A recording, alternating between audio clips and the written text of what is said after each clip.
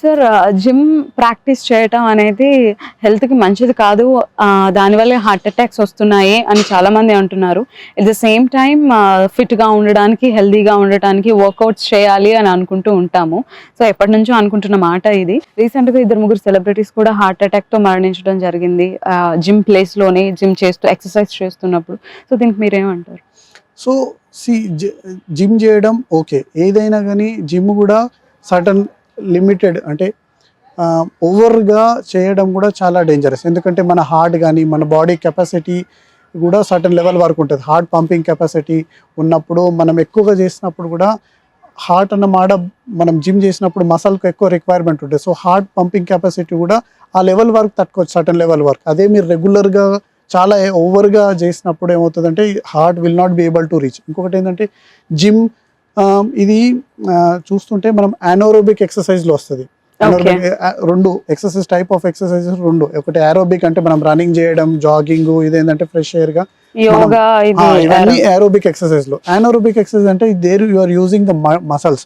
So అప్పుడు ఏమవుతుందంటే muscles నుంచి కొన్ని కెమికల్స్ రిలీజ్ అయిపోయి కూడా బాడీలో ఉంటుంది. సో మీరు ఓవర్ చేసినప్పుడు ఏంటంటే బాడీ అయితే ప్రొడ్యూస్ అవుతుంది కానీ దానికి సరిగా ఎక్స్క్రీట్ అవ్వట్లేదు, లేకుంటే బయట లంగ్స్ నుంచి కార్బన్ డైఆక్సైడ్ బయటకు ఎక్సైల్ అయినప్పుడు బాడీలో స్టోర్ అయిపోయి సర్టన్ లెవెల్స్లప్పుడు ఈ హార్ట్ పైన కూడా ప్రెషర్ వస్తుంది. సో అదొకటి రీజన్.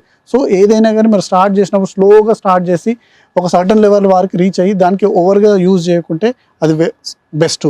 తర్వాత ఏరోబిక్ ఎక్సర్సైజ్ మీరు ఎంతనే చేసుకోవచ్చు, అనారోబిక్ ఎక్సర్సైజ్ కొద్దిగా లిమిటెడ్గా ఉండాల్సింది. ఎందుకంటే ఇక్కడ మీరు మోర్ ఆఫ్ మసల్ యూజ్ చేస్తున్నారు.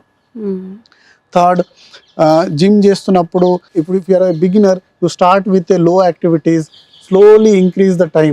ఇంకా అందులో కూడా హెవీ వెయిట్ లిఫ్టింగ్ కానీ హెవీ ఎక్సర్సైజ్ స్వెట్టింగ్ వచ్చే వరకు అలా చేస్తున్నప్పుడు ఏమవుతుంటే హార్ట్ పైన ఎక్కువ ప్రెషర్ పడి మనం ఇలాంటి రిజల్ట్ చూస్తాం. ఇంకొకటి ఏంటంటే మనం బయట ఎంత ఫిట్ ఉన్నాం కన్నా మనం లోపల ఎంత హెల్తీ ఉన్నాం అది చాలా ఇంపార్టెంట్. ఇప్పుడు మనం జిమ్ చేసినప్పుడు మనం కండరాలు కానీ ఇవన్నీ మనం కంపేర్ చేసుకుంటాం ఒక్క వాళ్ళతో ఒక్కొక్కటి.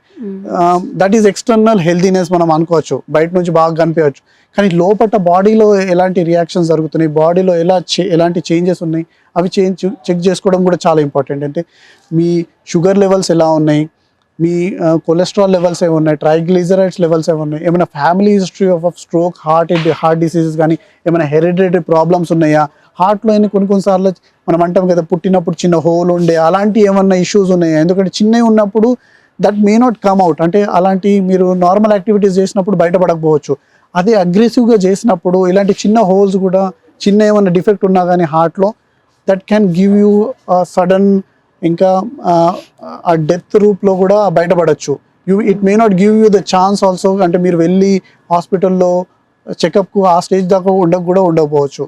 ఎందుకంటే కొన్ని సడన్ డెత్ కూడా కొన్ని హార్ట్లో ఉన్న మైనర్ ప్రాబ్లం. ఇప్పుడు నేను హెల్తీగా బయట కనిపిస్తున్నాను, నేను ఉట్టిగానే పోయి అయితే హార్ట్కు చెకప్ చేసుకోను కదా.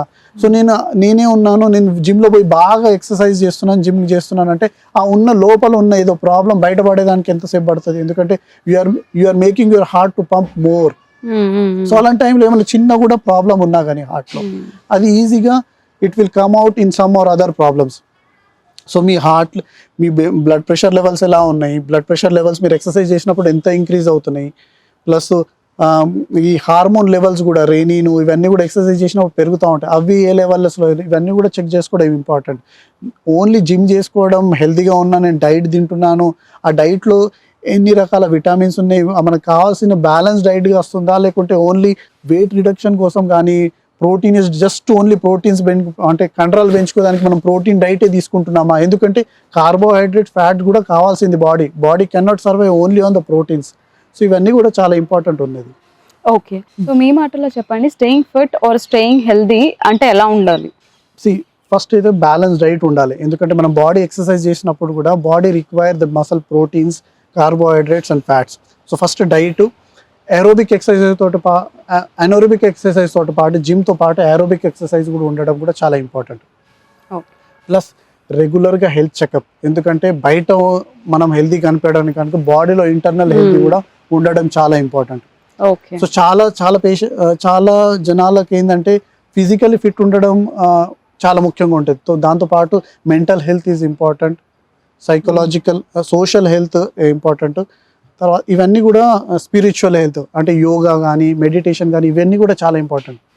It is not just the physical appearance, it is your mental health, spiritual health, ఇవన్నీ కూడా చాలా ఇంపార్టెంట్. సో యోగా, మెడిటేషన్, ఇంకా ప్రేయింగ్ కూడా చాలా హెల్ప్స్ ఇన్ స్పిరిచువల్ హెల్త్ అంటాం కదా, అది కూడా చాలా important. So it not just exercise which gives you physical healthy, you need to have mental healthy. చాలా పేషెంట్స్కు హెల్తీగా ఉంటారు కానీ they are mentally disturb.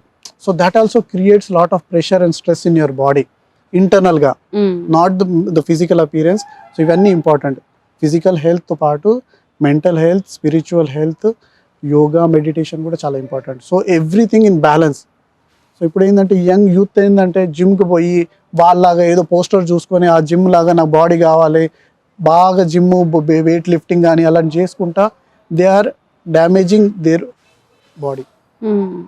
Okay sir. Hello viewers, మన సిటీ వాస్కులర్ సెంటర్లో మన సబ్స్క్రైబర్ అయి ఉండి అఫోర్డ్ చేయని పేషెంట్కు మనం ఎవ్రీ మంత్ ఒక ఫ్రీ సర్జరీ చేస్తున్నాము. సో మీరు చేయాల్సింది ఏంటంటే మీరు సబ్స్క్రైబ్ ఉన్న స్క్రీన్ షాట్ని కింద ఇచ్చిన వాట్సాప్ నంబర్కి షేర్ చేయండి.